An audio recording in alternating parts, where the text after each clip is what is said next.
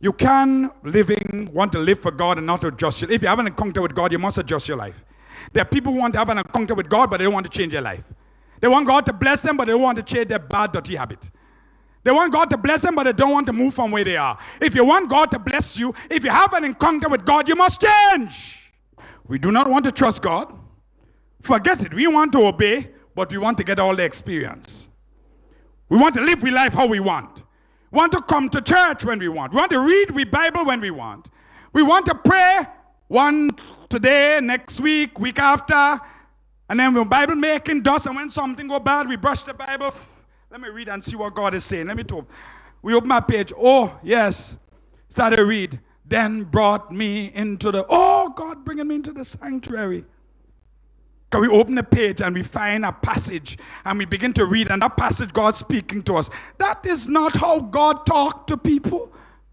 I agree that God ministers, but that is not how God speaks. Open your Bible and it falls on a page and you read it.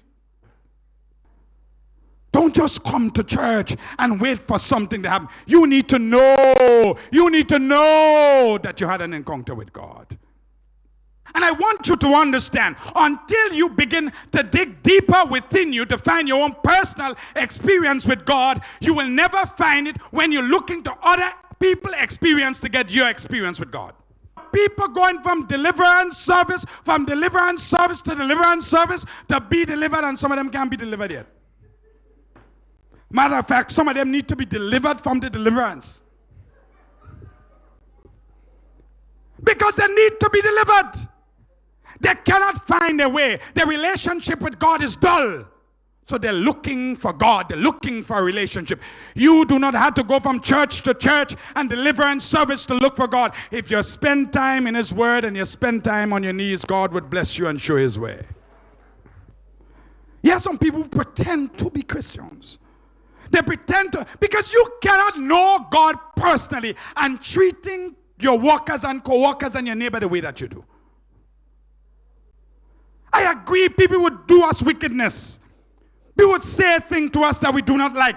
But it is pertinent to us to love our neighbor as ourselves. It is a command.